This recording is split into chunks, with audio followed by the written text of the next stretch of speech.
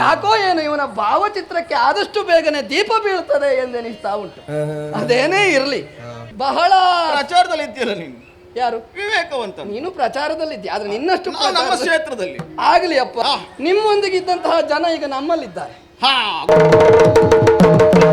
ನವಪತಿ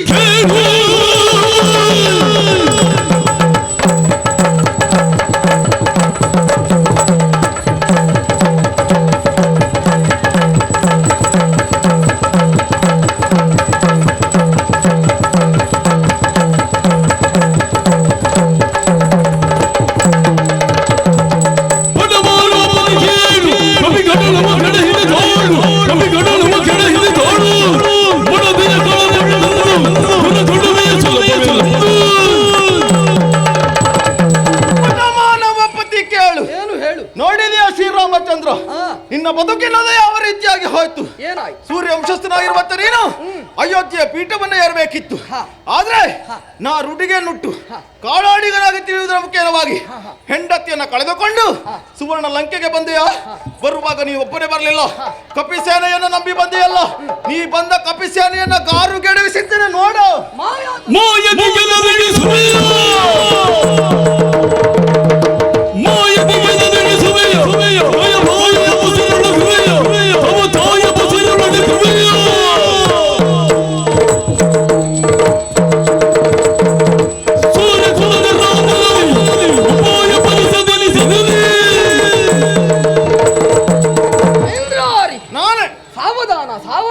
ಸಾವಧಾನ ಯಾಕೆ ಎತ್ತಬೇಕು? ಸ್ವಲ್ಪ ಸಾನುರಾಗದಿಂದ ಮಾತನಾಡಿದ್ದೇ ಆಗಿದ್ದಲ್ಲಿ ಸತ್ಯಾಂಶವನ್ನು ಅರ್ಥವಿಸಿಕೊಂಡು ಸನ್ಮಾರ್ಗದಲ್ಲಿ ನೀನು ಸಾಗಬಹುದು ಎನ್ನುವಂತ ಸಕಾಂಕ್ಷೆಯನ್ನು ಇರಿಸಿಕೊಂಡೆ. ಮಾರ್ಗದರ್ಶನಕ್ಕಾಗಿ ನೀನು ಬಂದಿ ಅಂತ ಆಯ್ತು.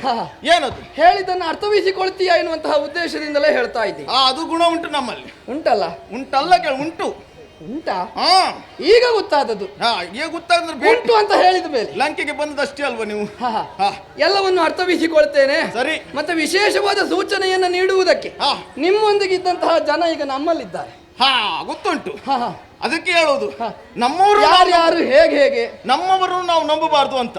ಅಂದ್ರೆ ಅಂತ ನಮ್ಮವರು ನಾವು ನಂಬಿದ್ದೇವೆ. ವಿಭೀಷಣನನ್ನ ಅವ ನಿನ್ನ ಕೈ ಸೇರಿದ್ನಲ್ಲ, ನಂಬಿದ ಮೇಲೆ ಅವನ ನುಡಿಗಳಂತ ನೀವು ಮಾನಿಸಬೇಕಾದ. ನಂಬಿಕೆ ದ್ರೋಹ ಅಲ್ಲ, ಅವ ಹೇಳಿದ್ದ ಇದು ತರವಲ್ಲ, ಇದು ಧರ್ಮ ಸುಸಂಬದ್ಧವಾದ ವಿಷಯಿಕವಾಗಿ ಸನುಮತವಲ್ಲದ ಕಾರ್ಯ, ಪರನಾರಿ ಚೋರತ್ವ ಎನ್ನುವುದು ಕನ್ನಘಾತುಕವಾದದ್ದು ಎನ್ನುವುದಾಗಿ ಆತ ಹೇಳಿದ ನಂತರ ಅವನ ಮೇಲೆ ನಂಬಿಕೆ ಇದ್ದ ಮೇಲೆ ಅವನಾಡಿದ ನುಡಿಗಳಲ್ಲಿಯೂ ನೀವು ನಂಬಿಕೆ. ಎಲ್ಲಿವರೆಗೆ ಅವನ ನಂಬಿಕೆ ಉಂಟು? ಅಲ್ಲ, ನಮ್ಮ ಜೊತೆ ಇರುವ ತನಕ ಅವನ ನಂಬಿಕೆ ಇದ್ದಿತ್ತು. ಈಗ ನಿನ್ನ ಪಕ್ಷವನ್ನ ಸೇರಿದ್ನಲ್ಲ, ಹಾಗಾಗಿ ಅವನ ನಂಬಿಕಾ ದ್ರೋಹಿ. ಅವನಿಗಿರುವ ವರ ಹೇಗೆ? ಸದಾ ಕಾಲ ಅವನ ಪ್ರಜ್ಞೆ ಎನ್ನುವುದು ಧರ್ಮ ಮಾರ್ಗದಲ್ಲೇ ಇರಬೇಕು, ದೈವ ಭಕ್ತಿಯಲ್ಲೇ ಇರಬೇಕು. ಅವನ ವರ ಅನುಕ್ರಮವನ್ನು ಆಧರಿಸಿ ನಮ್ಮಲ್ಲಿ ಧರ್ಮ ಉಂಟು ಎನ್ನುವ ಕಾರಣಕ್ಕೆ ಆತ ನಮ್ಮಲ್ಲಿ ಅವನ ನೀತಿ ನನಗೆ ಬೇಡ. ವಿಭೀಷಣನ ನೀತಿ ನನಗೆ ಬೇಡ. ಇದು ಇಂದ್ರಾರಿಯ ನೀತಿ. ಹೌದು, ಭಾರಿ ಒಳ್ಳೆಯದು. ಇಂದ್ರಜಿತು, ಏನಯ್ಯ? ಮೋಡದ ಮರೆಯನ್ನು ಸೀಳಿಕೊಂಡು ಅವನಿಗೆ ಅಪ್ಪಳಿಸುವಂತಹ ಸಿಡಿಲಿನಂದನೆ ಗುಡಗುಡಿಸುತ್ತ ಮಹಾಧನುವಿನಿಂದ ಮುಕ್ತವಾದಂತಹ ರೌದ್ರಾಸ್ತ್ರದ ತದ್ರೀತಿಯಲ್ಲಿ ನಾನು ಪ್ರಯೋಗಿಸಿದಂತಹ ಶರಕ್ಕೆ ಉತ್ತರದ ಪ್ರತಿಸ್ವರೂಪವೋ ಎಂಬಂತೆ ನನ್ನ ಮುಂಭಾಗದಲ್ಲಿ ಪ್ರಕಟಗೊಂಡಂತಹ ನೀನು ನುಡಿಗಳೆನ್ನುವಂತಹ ಶರಾವಳಿಯಿಂದ ನನ್ನನ್ನು ಪ್ರಹರಿಸುವುದಕ್ಕೆ ಮುಂದಾಗಿತ್ತು. ಮಾತನಾಡುವಂತಹ ಬರದಲ್ಲಿ ಹಲವಷ್ಟು ನುಡಿಗಳನ್ನು ನೀನಾಡಿದ್ದೇನು? ಬಡಮಾನವ ಪತಿ ಕೇಳು. ಯಾಕೋ ಏನು ಪರಾಮರ್ಶೆಯನ್ನು ನಡೆಸಿದ್ದೇ ಆಗಿದ್ದಲ್ಲಿ ಸಾಮರ್ಥ್ಯದ ವಿಷಯಿಕವಾಗಿ ಬಡತನ ಎನ್ನುವುದು ನಿನ್ನಲ್ಲಿಯೇ ಎದ್ದು ಕಾಣ್ತಾ ಉಂಟು. ಯಾಕೆ ಹೇಳು? ನೀನೀಗ ಯುದ್ಧ ಮಾಡುತ್ತಾ ಇರುವ ಪರಿಕ್ರಮ ಹೇಗೆ? ಮಾಯಾವಿದ್ಯೆಯನ್ನು ಮಾಡ್ತಾ ಇದ್ದೇನೆ. ಇದು ಸಾಧುವಾದದ್ದು, ನನಗೆ ಸಾಧುವಾದದ್ದು. ನೋಡು, ನೀನೇನು ಸಾಮಾನ್ಯಗನಲ್ಲ. ಹೌದಪ್ಪ. ಪ್ರಸ್ತುತ ಕಾಲೀನದಲ್ಲಿ ಯಾರಲ್ಲಿಯೂ ಇಲ್ಲದೆ ಇರುವಂತಹ ದಿವ್ಯಾಸ್ತ್ರಗಳ ಸಂಚಯನವೆನ್ನುವುದು ನಿನ್ನಲ್ಲುಂಟು. ಸರಿ. ತ್ರೈಲೋಕ ವಿಜಯ ಎಂದೆನಿಸಿಕೊಂಡವನು ನೀನು. ಈ ಬಡಮಾನವ ಪತಿಯ ಸಮ್ಮುಖದಲ್ಲಿ ಯುದ್ಧ ಮಾಡುವುದಕ್ಕೆ ಇಷ್ಟೆಲ್ಲ ಹರಸಾಹಸ ಬೇಕು? ನೇರ ಯುದ್ಧವನ್ನು ಯುದ್ಧ ಕ್ಷೇತ್ರದಲ್ಲಿ ಬಡಮಾನವ ಅಂತ ಹೇಳಿದ್ದಲ್ಲ, ಮತ್ತೆ ಅಯೋಧ್ಯ ಪೀಠವನ್ನ ಏರಬೇಕಾದಂತ ಯೋಗ್ಯತೆ ಉಳ್ಳಂತ ನೀನು ಈ ರೀತಿ ಕಾಡಾಡಿಗನಾಗಿ ತಿರುಗ್ತಾ ಇದ್ದಿ ಎನ್ನುವುದಾಗಿ ಹೇಳಿತು. ನಮ್ಮದೆಲ್ಲ ಮಾತಿನ ಅರ್ಥ ನಿನಗಾಗ್ಲಿಲ್ಲ. ನಮ್ಮದೆಲ್ಲ ಧೋರಣೆ ಹೇಗೆ ಬಲ್ಲಯ್ಯ? ಹೇಗೆ? ಐಹಿಕವಾಗಿ ಒದಗಿ ಬರುವಂತಹ ಉನ್ನತಿಗಿಂತಲೂ ವ್ಯಕ್ತಿಯಾದವನು ಎಂತಹ ಸಂದಿಗ್ಧತೆ ಪ್ರಾಪ್ತವಾದರೂ ಕೂಡ ತನ್ನ ಸದ್ಧರ್ಮಯುತವಾದಂತಹ ಆದರ್ಶವನ್ನ ಕೊನೆಯವರೆಗೆ ಪಾಲಿಸಿಕೊಂಡು ಬರ್ತಾನಲ್ಲ, ಅದು ನಿಜವಾದ ಜಯವೆಂದೆನಿಸಿಕೊಳ್ತದೆ. ಸರಿ, ನೋಡುವ. ಹಾಗಾಗಿ ನಮ್ಮ ಅಯೋಧ್ಯ ನಗರಿಯಲ್ಲಿ ಸೂರ್ಯವಂಶಾನುಕ್ರಮದಲ್ಲಿ ಪ್ರತಿಷ್ಠಾಪಿತವಾದ ಸದ್ಧರ್ಮ ತ್ಯಾಗ ಸೌಶಲ್ಯಾದಿಗಳು. ಹೌದಾ? ಸಮಷ್ಟಿ ಪ್ರಜ್ಞೆಯನ್ನಾಧರಿಸಿ ಎಲ್ಲವರಿಗೂ ಒಳಿತಾಗುತ್ತದೆ ಎನ್ನುವ ಸಕಾರಣ ಒದಗಿ ಬಂದಾಗ ನಮ್ಮನ್ನು ನಾವೇ ತತ್ತುಕೊಳ್ತೇವೆ. ಇದಕ್ಕೊಂದು ಉತ್ತಮವಾದ ಉದಾಹರಣೆ ಏನು? ಮಹಾನುಭಾವನಾದ ದಿಲೀಪ, ಧರ್ಮಾತ್ಮಿಗನಾಗಿರುವಂತಹ ಶಿಬಿ, ಪಾರಿವಾಳದ ಪ್ರಕರಣವೋ ಧೇನುವಿನ ಪ್ರಕರಣವು ಸರಿ ತಮ್ಮನ್ನೇ ತಾವು ಸಮರ್ಪಿಸಿಕೊಳ್ಳುವುದಕ್ಕೆ ಮುಂದಾದ. ಇದು ನಮ್ಮ ವಂಶಾನುಕ್ರಮದ ಹೆಗ್ಗಳಿಕೆ. ಅದನ್ನಾಧರಿಸಿಯೇ ಮುಂದಡಿಯನ್ನಿರಿಸಿದವನು ನಾನು. ಮತ್ತೆ ನಿನ್ನ ಕುರಿತಾಗಿ ಹಲವಷ್ಟು ವಿಚಾರಗಳನ್ನ ನಾ ಕೇಳಿ ತಿಳಿದವ. ನನ್ನ ಎದುರು ಬರುವಾಗ ಕೆಲವರು ನನ್ನ ಬಗ್ಗೆ ತಿಳಿದೇ ಬರ್ತಾರೆ. ಅದ್ರಲ್ಲಿ ನೀನು ಹೊಸತೇನಲ್ಲ ಅಂತ. ನಮ್ಮದು ಪಠ್ಯಾನುಕ್ರಮ ಹಾಗೆ ಒಳ್ಳೆಯದದು. ಆ ಗುರುಕುಲದಲ್ಲಿ ಗುರುವರೇಣ್ಯರು ಮುಂಚಿತವಾಗಿ ಹೇಳಿದ್ದಾರೆ, ಕಾರ್ಯ ದೊಡ್ಡದಿರಲಿ ಸಣ್ಣದಿರಲಿ, ಹೋಗುವುದಕ್ಕಿಂತ ಮುಂಚಿತವಾಗಿ ಕಾರ್ಯದ ವ್ಯಾಪ್ತಿ ಏನು ಎಷ್ಟು ಎನ್ನುವುದನ್ನ ಪ್ರಪೂರ್ಣಮಯವಾಗಿ ಅಲ್ಲದಿದ್ರು ಅಲ್ಪ ಸ್ವಲ್ಪವಾದ್ರೂ ತಿಳಿದುಕೊಂಡು ಹೋಗಬೇಕು ಕಂದ ಎನ್ನುವುದಾಗಿ ಒಳ್ಳೆಯ ನಡೆ ನಿನ್ನದು ಅಂತ ಆಯ್ತು. ಚಿಕ್ಕ ಪ್ರಾಯದಲ್ಲಿಯೇ ವಿಕ್ರಮತೆಯನ್ನೇ ಉಸಿರಾಗಿಸಿಕೊಂಡವನು ನೀನಂತೆ. ಹೌದು. ಅನೂಹ್ಯವಾದ ಸಮರ ವೈಭವೀಕರಣವನ್ನು ಮೆರೆಸಿ ವಿಕ್ರಮದ ವಿಸ್ಫುಲಿಂಗನನು ಎನ್ನುವಂತಹ ನೆಗಳತೆಯನ್ನ ನೀ ಸಂಪ್ರಾಪ್ತೀಕರಿಸಿಕೊಂಡವನಂತೆ. ನಿಜವಾದ ಮಾತು, ನಿಜವಾದತೆ. ಹೌದು. ಆದ್ರೆ ಸ್ವಲ್ಪ ಆಲೋಚಿಸು. ಏನನ್ನ? ಸರ್ವಮಾನೀಕೃತವಾದಂತಹ ಮನ್ನಣೆ ಎನ್ನುವುದು ನಿನ್ನ ಪಾಲಿಗೆ ಒದಗಿ ಬಂದಿದೆಯಾ? ವ್ಯಕ್ತಿಯಾದವನಲ್ಲಿ ಪ್ರತಿಷ್ಠಾಪಿತವಾದಂತಹ ಬಲ ವಿಶೇಷತೆ ಎನ್ನುವುದು ಲೋಕದಲ್ಲಿರುವಂತಹ ಸರ್ವರಿಂದಲೂ ಮಾನೀಕೃತವಾಗಬೇಕಾದ್ರೆ ಧರ್ಮ ಸುಸಂಬದ್ಧವಾದ ಕೈಂಕರ್ಯಗಳಿಗೆ ಆತನ ಬಲ ವಿಶೇಷತೆ ಎನ್ನುವುದು ವಿನಿಯೋಗಿತವಾಗಬೇಕಂತೆ.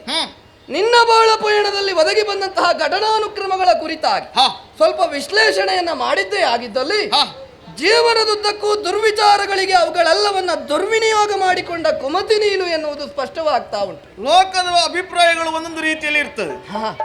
ಒಟ್ಟಿನಲ್ಲಿ ಲೋಕದೊಳಗೆ ನೀನಲ್ಲ, ಲೋಕವೇ ನಿನ್ನೊಳಗೆ. ಸರಿ, ಒಬ್ಬೊಬ್ಬರ ಅಭಿಪ್ರಾಯ ಒಂದು ರೀತಿ ಇರ್ತದೆ. ನಮ್ಮ ರಕ್ಕಸದವರು ನನ್ನ ಹೊಗಳ್ತಾರೆ, ನೀವು ವಿರೋಧಿಸ್ತೀರಿ. ನಿಮ್ಮ ಅಭಿಪ್ರಾಯಕ್ಕೆ ಆಲೋಚಿಸು. ಸ್ವಲ್ಪ ಅಲ್ಲ, ಪೂರ್ಣ ಆಲೋಚಿಸು. ಪೂರ್ಣ ಆಲೋಚಿಸು. ಅವಕಾಶ ಉಂಟು, ಸಮಯ ಅವಕಾಶ ಉಂಟು. ಈಗ ಲೋಕದಲ್ಲಿ ರಾಕ್ಷಸರು ಮಾತ್ರ ಇರುವುದು ಅಲ್ವಪ್ಪ? ಯಾರೆಲ್ಲ ಇದ್ದಾರೆ? ನಾನು ಯಾರು ನನ್ನನ್ನು ಬೆಂಬಲಿಸ್ತಾರೋ ಅವರಿಗೆ ಮಾತ್ರ ನನ್ನ ಪ್ರೋತ್ಸಾಹ. ನಿನ್ನ ಮೂಗಿನ ನೇರಕ್ಕೆ ಜೀವನ, ನನ್ನ ಹಿಂಬಾಲಿಕರಿಗೆ ಮಾತ್ರ ನಾನು. ಹಾಗಾದ್ರೆ ನಿನ್ನದನ್ನ ಮಾತ್ರ ನೀ ನೋಡುವವ. ಹೌದು. ಲೋಕದಲ್ಲಿ ಧರ್ಮಕರ್ಮಗಳ ಪರಿವಿವೇಕ ಎನ್ನುವುದು ನನಗೆ ಬೇಡವೇ ಬೇಡ. ಆತರನಾದಂತಹ ವ್ಯವಹಾರಾನುಕ್ರಮದಲ್ಲಿ ತೊಡಗಿಕೊಂಡಂತಹ ವ್ಯಕ್ತಿ ಶೀಘ್ರಾತಿ ಶೀಘ್ರಗತಿಯಲ್ಲಿ ಅಧಪತನವನ್ನು ಕಾಣ್ತಾನೆ ಎನ್ನುವುದಕ್ಕೆ ಇತಿಹಾಸವೇ ನೋಡುವ. 3 ದಿನ ಇದ್ರು ಮಹೇಶನ್, 3 ದಿನ ಇದ್ರು ನನ್ನ ಇಚ್ಛೆಯಂತೆ ನಾನು ಬದುಕ್ತೇನೆ. ನಿನ್ನಿಚ್ಛೆನಂತೆ. ಹೌದಪ್ಪ. ಲೋಕ ಯಾವ ತೆರನಾಗಿ ಗಳಹಿದ್ರು ಅಡ್ಡಿಲ್ಲ. ಅದನ್ನ ಬೇಡಿ ಅವಿವೇಕಿ ಹೇಳುವವರು ಹೇಳ್ತಾರೆ, ಅದನ್ನೇ ಕೇಳಿಕೊಂಡಿದ್ರೆ ಆಗ್ತದಾ? ನಾವೇನು ಮಾಡ್ಬೇಕು ಅದನ್ನ ಮಾಡಿ ಹೋಗುದು. ಒಟ್ಟಿನಲ್ಲಿ ಲೋಕದಲ್ಲಿ ಲೋಕ ನನಗೆ ಅಗತ್ಯವೇ ಇಲ್ಲ. ಹಾಗಾದ್ರೆ ಪೋಕನಂತೆಗೆ ವ್ಯವಹಾರ. ನಾನು ಪೋಕನೇ. ಹೌದು, ಹಾಗೆ ಮಾಡು. ಹಾಗೆ ಮಾಡ್ತೀನಿ. ಅಂತಿಮವಾದ ಒಂದು ನುಡಿ ಉಂಟು. ಏನು? ನಿನಗೊಂದು ಮೂಲ ಹೆಸರುಂಟಂತೆ. ಮೇಘನಾದು. ಯಾಕಿರಿಸಿದ್ರು? ನೀನು ಹುಟ್ಟಿದ ಕ್ಷಣವೇ ನಿನ್ನ ಅಳಲೆನ್ನುವುದು ಮೇಘಗಳ ಗರ್ಜನೆಯೋಪಾದಿಯಲ್ಲಿ ಇದ್ದಿತ್ತಂತೆ. ಸತ್ಯ. ಇದನ್ನು ಗಮನಿಸಿದಂತಹ ರಾವಣಾಸುರ ನಿನಗೆ ಮೇಘನಾಥ ಎನ್ನುವಂತಹ ಹೆಸರನ್ನಿರಿಸಿದ. ಹುಟ್ಟಿ ಹೆಸರು ನನ್ನದು. ಮೇಘಗಳ ವಿಶೇಷತೆ ಹೇಗೆ? ಹೇಗೆ? ಜಗತ್ತಿಗೆ ಬೆಳಕಿನ ಕಾಂತಿಯನ್ನು ಪಸರಿಸಬಲ್ಲಂತಹ ಸೂರ್ಯನನ್ನಾದರೂ ಕ್ಷಣಕಾಲ ಕಾಣದೇ ಇರುವಂತೆ ಮಾಡಿಸುವಂತಹ ಸಾಮರ್ಥ್ಯವೆನ್ನುವುದು ಮೇಘಗಳ ಸಂದೂಹಕ್ಕೆ ಮೋಡ ಮುಸುಕಿದ್ರೆ ಸೂರ್ಯನು ಮುಳುಗ್ತಾನೆ ಅಲ್ವಾ? ಅಂತಹ ವಿಶೇಷಣಾಪೂರಿತವಾದ ಮೇಘನಾದ ಎನ್ನುವಂತಹ ಹೆಸರನ್ನಿರಿಸಿಕೊಂಡಂತಹ ನೀನಿಂದು ಮಾಡಿದ ಕೈಂಕರ್ಯ ಎಂತಹದ್ದು? ಹೆಂಬೇಡಿಯಂತೆ ಮೋಡದ ಮರೆಯನ್ನ ಸೇರಿ ಮಾಯಕದ ವಿದ್ಯೆಯನ್ನ ಮಾಡ್ತಾ ಇದೆಯಲ್ಲ, ಇದು ನಿನಗೆ ಸನ್ಮಾನ.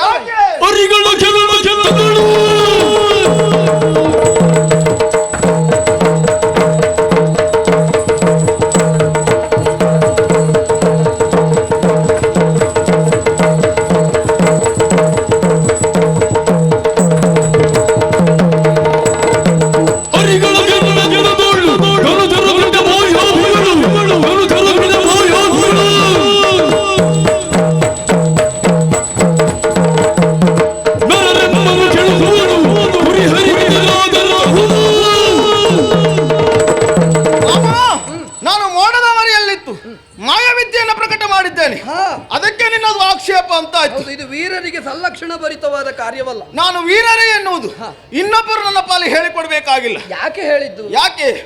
ನಿನಗೂ ನೀನು ಬೇಸರಿಸಿದ್ರು ಪರವಾಗಿಲ್ಲ. ಇಲ್ಲಪ್ಪ, ನಾನು ಹೇಳಿದ್ದಲ್ಲ, ಈ ಲೌಕಿಕಗಳಲ್ಲಿ ತೆಗಳಲ್ಲಿ ನನಗ ಬೇಸರ ಇಲ್ಲ. ಇದು ಕಿಚಾಯಿಸುವುದಕ್ಕೆ ಇರುವ ಕ್ಷೇತ್ರ. ಅದು ನಿನ್ನ ಗುಣ ಸ್ವಭಾವ ನನ್ನ ಎದುರು ಅನ್ನೋದಾಗಿ ಭಾವಿಸಿಕೊಳ್ಳಿ. ಕ್ಷೇತ್ರದಲ್ಲಿ ರಣೋನ್ಮಾದವೆನ್ನುವುದು ಹಾ. ತೀವ್ರತೆಯನ್ನು ಪಡಿಬೇಕಾದ್ರೆ ಹಾ. ಈ ರೀತಿಯ ಹಿಯಾಳಿಸುವಿಕೆ, ಹಾ. ಖಂಡನೆ, ಮಂಡನೆ ಎನ್ನುವುದು ಅತಿ ಅವಶ್ಯಕ. ಯುದ್ಧ ಕ್ಷೇತ್ರ ಅಂತ ಆದ್ರೆ ಒಂದೋ ಮಾತಿನ ವಿಭಾಗದಲ್ಲಿ, ಒಂದೋ ಯುದ್ಧದ ವಿಭಾಗದಲ್ಲಿ ಅದಾಗಬೇಕು. ಮಾತು ಹೆಚ್ಚಾಗಿ ಮಿತತೆಯನ್ನ ಮೀರಿದಾಗ ಆಯುಧದಿಂದ ಪ್ರಹರಿಸುವುದು. ಈಗ ಮಾತು ಮೀರಬಾರ್ದು ಅಂತ ಆದ್ರೆ ನಾನು ಆಯುಧದಲ್ಲೇ ಪ್ರಯೋಗ ಮಾಡ್ತೇನೆ. ಯಾವ ರೀತಿ ಬಲ್ಲೆಯ? ಯಾವ ರೀತಿ? ಮೋಡದ ಮರೆಯಲ್ಲಿ ನಾನು ಸೇರಿದ್ದೇನೆ. ಹೌದಪ್ಪ, ಮಾಯಾ ವಿದ್ಯೆಯನ್ನು ನಾನು ಕಲಿತಿದ್ದೇನೆ. ಆ ಕಾರಣಕ್ಕಾಗಿ ಮೋಡದ ಮರೆಯನ್ನು ಸೇರಿ ಯುದ್ಧವನ್ನು ಮಾಡಿದ್ದೇನೆ. ಅದರಲ್ಲೂ ನಾವು ದಾನವರು, ಅಸುರರು, ಮಾಯಾ ವಿದ್ಯೆ ಪ್ರಕಟ ಮಾಡಿದ್ದೇನೆ. ನಿನ್ನ ಸಮಸ್ಯೆ ಏನಂತ ಬೇಕಲ್ಲ? ಅಲ್ಲ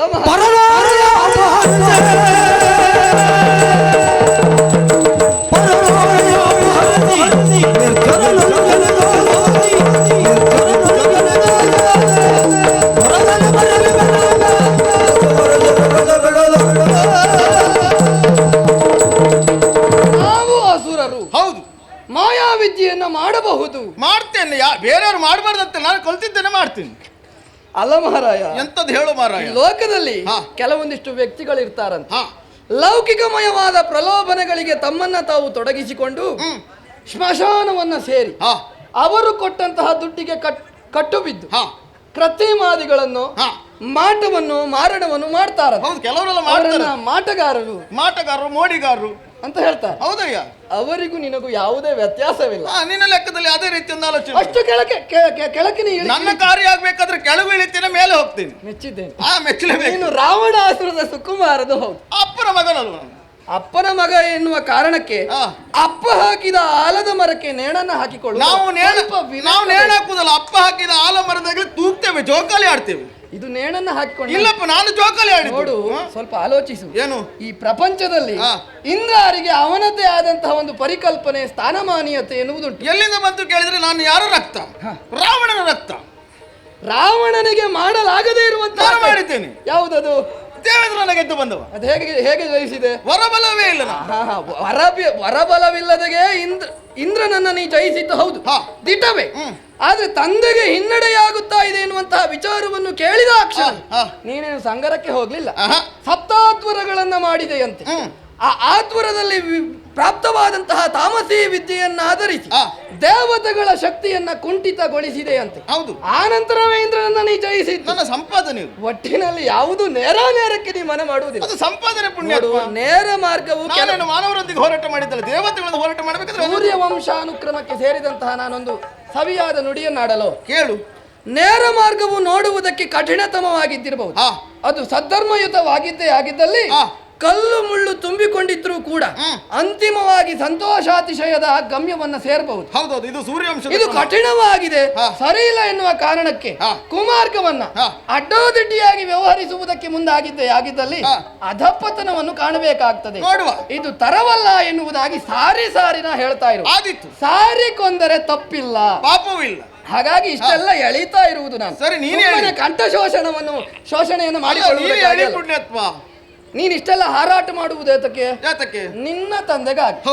ನಿನ್ನ ತಂದೆಯ ಹಣೆ ಬರಹ ಎಂತಹದ್ದು ಎನ್ನುವುದು ನಮಗೆ ಗೊತ್ತಿಲ್ವೋ? ನೀನು ತಿಳಿದಿ ಅಂತ ಆಯ್ತು. ತಿಳಿದಿದ್ದೇನೆ. ಒಳ್ಳೆಯದು. ಲೋಕರಾವಣ, ಮಹಾರಾವಣ, ಹೌದೌದು, ರಾವಣೇಶ್ವರ ಎನ್ನುವಂತಹ ವಿಖ್ಯಾತಿಯನ್ನ ಗಳಿಸಿಕೊಂಡವ. ಪರಮೇಶ್ವರನೇ ಅನುಗ್ರಹಿಸಿದ್ದ. ರಾವಣೇಶ್ವರ ಎನ್ನುವುದಾಗಿ ಕರೀತಾರಂತ. ಏನೇ ಇರಲಿ, ಆತ ಅದೆಷ್ಟು ಸಾಧನಾ ಶಿಖರವನ್ನ ಏರಿದ್ದಾನು. ಆ ಎಲ್ಲಾ ಸಾಧನೆಯ ಶಿಖರವನ್ನು ಒಂದೆಡೆಯಲ್ಲಿ ಹೂತು ಹಾಕುವಂತಹ ಪಾಪ ಸಂಚಯನದ ಕೂಪವನ್ನು ಹೊಂದಿದ್ದಾನೆ ಎನ್ನುವುದಾಗಿ ಹೇಳಬಹುದು. ಯಾವುದದು? ಅನರಣ್ಯಕನಿಂದ ಶಾಪ, ಆಮೇಲೆ ಪುಂಜಿಕಸ್ಥಲೆಯಿಂದ ಶಾಪ, ಒಳ್ಳೆಯದು. ನಂದಿಕೇಶನಿಂದ ಶಾಪ, ಒಳ್ಳೆಯದು. ವೇದವತಿಯಿಂದ ಶಾಪ, ಒಳ್ಳೆಯದು. ಒಟ್ಟು 18 ಶಾಪಗಳೇ ಉಂಟಂತೆ. ಆದ್ರೂ ನಮ್ಮಪ್ಪ ಇನ್ನು ಗಟ್ಟಿಯಾಗಿದ್ದನು. ಯಾರು ಹೇಳಿದ್ದು? ಏನಾಗಿದೆ? ಒಳಗೊಳಗೆ ಕೊರಗುತ್ತಾ ಇದ್ದ. ಕೊರಗುವುದಲ್ಲ, ಇನ್ನು ನನ್ನಪ್ಪ ನೋಡು ಜೀವಂತವಾಗಿಯೇ ಇದ್ದಾನೆ. ಅದು ಜೀವಂತ ಅಲ್ಲ, ಜೀವ ಶವ ಎನ್ನುವುದಾಗಿ ಸೇರಿ. ಇಲ್ಲಪ್ಪ, ನಮಗೆ ಹಾಗೆ ಕಾಣಿಸುವುದೇ ಇಲ್ಲ. ನಮ್ಮ ಅಪ್ಪ ಎಷ್ಟು ಒಡನಾಟ. ಇವತ್ತು ಅಪ್ಪ ಬರ್ಬೇಕಿತ್ತು, ಬರ್ಲಿಲ್ಲ. ಇಲ್ಲದಿದ್ರೆ ಇಷ್ಟೊತ್ತಿಗೆ ಬರ್ತಿದ್ದೆ, ನಾನೇ ಹೋಗಿ ಕಾಣಬಹುದಾ? ಆ ನಂತರ ಕೊನೆಯಲ್ಲಿ ರಾಮವಧೆಗೆ ಅಂತಹ ನಿರೀಕ್ಷೆ ಪ್ರತೀಕ್ಷೆಗಳು ನಮ್ಮಲ್ಲೂ ಉಂಟು. ಹೌದಾ? ನಿನ್ನ ತಂದೆಯನ್ನ ನೇರವಾಗಿ ನಾನು ಹೀಗೆ ಎಳೆಯುವುದಿಲ್ಲ. ಕಾರಣ ಒಳ್ಳೆಯ ಶಿವಭಕ್ತ. ಹೌದಪ್ಪ. ಪರಮ ರಾಜನೀತಿಜ್ಞ ಎಲ್ಲ ಉಂಟು. ವೀರಾಗ್ರಣಿಯೂ ಕೂಡ ಹೌದು. ಆದ್ರೆ ಹಲವು ಬಣ್ಣಗಳನ್ನ ಕರಿದಾದ ಬಣ್ಣವು ನುಂಗಿ ನೊಣೆಯುವಂತೆ ಅವನಲ್ಲಿರುವಂತಹ ಮತ್ತತೆ, ಸ್ತ್ರೀ ಲಂಪಟತ್ವವೇ ಅವನನ್ನ ಕೊಂದು ಕಳೆದಿದೆ ಅಂದ್ರೆ ಬಹಿರ್ಮುಖವಾಗಿ ಎನ್ನುವುದಾಗಿ ಹೇಳಬಹುದು. ಸರಿ. ನಿನ್ನ ತಂದೆಯ ವಸ್ತುನಿಷ್ಠ ವಿಚಾರವನ್ನ ಗಾದೆಯ ಮಾತಿನಲ್ಲಿ ಹೇಳುವುದೇ ಆಗಿದ್ದಲ್ಲಿ ಆದ್ರೆ ನಿಮ್ಮ ತಂದೆಯ ಹಣೆ ಬರಹ ಎಂತದ್ದು ಗೊತ್ತುಂಟ? ನನಗೆ ಗೊತ್ತಿಲ್ಲ, ನಾನು ಹಣೆ ಬರ ಓದ್ಲಿಲ್ಲ.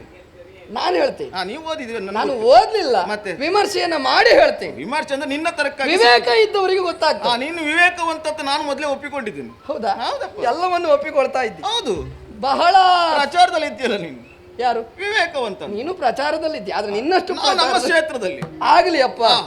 ಬಾಯಲ್ಲಿ ಹೇಳುವುದು ವೇದ, ಹಾಕುವುದು ಕೊಕ್ಕೆಗೆ ಗಾಳ. ಗಾಳ ಹಾಕುವುದಾ? ಅಪ್ಪ ಗಾಳ ಹಾಕ್ತರ? ಬಾಯಲ್ಲಿ ದೊಡ್ಡ ದೊಡ್ಡ ಶಬ್ದಗಳನ್ನ ಹೇಳುವುದು.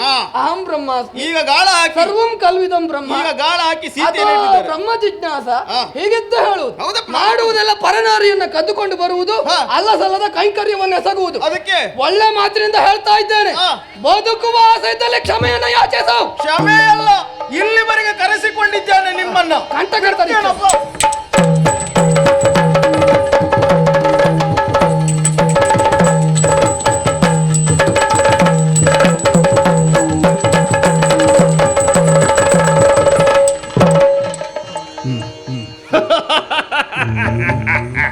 ಹೋರಾಟ ಮಾಡಿದ್ರೆ ಇವನನ್ನ ಗೆಲ್ಲುವುದಕ್ಕೆ ಸಾಧ್ಯ ಇಲ್ಲ. ಕೇವಲ ಮಾತಿನಲ್ಲಿ ವೀರ ಅಲ್ಲ ಇವ, ಬಾಣ ಪ್ರಯೋಗದಲ್ಲೂ ನಿಸ್ಸೀಮನಿದ್ದಾನೆ. ಇಂಥ ಕಸವನ್ನ ಹೇಗೆ ಬಿಸಾಡಬೇಕು ಗೊತ್ತಿಲ್ವಾ? ಮತ್ತೆ ಮಾಯಾವಿ ಮೋಡದ ಮರೆಯನ್ನ ಸೇರಿ ಮಾಯವಿದ್ಯೆ ಪ್ರಕಟ ಮಾಡ್ತಾರೆ. ಕಸದಿಂದ ರಸವನ್ನ ಕಾಣುವುದಕ್ಕೆ ಈ ಪಾಪಾತ್ಮಿಗರಿಗೆ ಗೊತ್ತಿಲ್ಲ. ಒಂದು ಒಳ್ಳೆಯ ವೀರರಸವನ್ನ ಹೊಮ್ಮಿಸುವುದನ್ನ ಬಿಟ್ಟು ಪುನರಪಿಯ ಎಂಬಂತೆಗೆ ಹೆಂಬೇಡಿತ್ವವನ್ನು ಆಧರಿಸಿ ಮೋಡದ ಮರೆಯನ್ನ ಸೇರಿಕೊಂಡಿದ್ದಾನೆ. ದೀಪ ಆರುವುದಕ್ಕಿಂತ ಮುಂಚಿತವಾಗಿ ಅತೀವವಾಗಿ ಜ್ವಲಿಸ್ತದೆಯಂತೆ. ಯಾಕೋ ಏನು ಇವನ ಭಾವಚಿತ್ರಕ್ಕೆ ಆದಷ್ಟು ಬೇಗನೆ ದೀಪ ಬೀಳ್ತದೆ ಎಂದೆನಿಸ್ತಾ ಉಂಟು. ಅದೇನೇ ಇರಲಿ, ಕಡು ವೀರಾಗ್ರಣಿಯಾದವ ಈತ ಬದುಕಬೇಕು, ಸದ್ಧರ್ಮ ನಿರತನಾಗಿ ಜೀವನವನ್ನ ಸಾಗಿಸಬೇಕು ಎನ್ನುವುದು ನನ್ನ ಸಕಾಂಕ್ಷೆ. ಎಲ್ಲವೂ ಶಿವನುಲುಮೆಯಂತೆ ಸಾಗಲಿ, ಎಲ್ಲರೂ ಜಾಗರೂಕತೆಯಿಂದ ಯುದ್ಧ ಮಾಡಿ.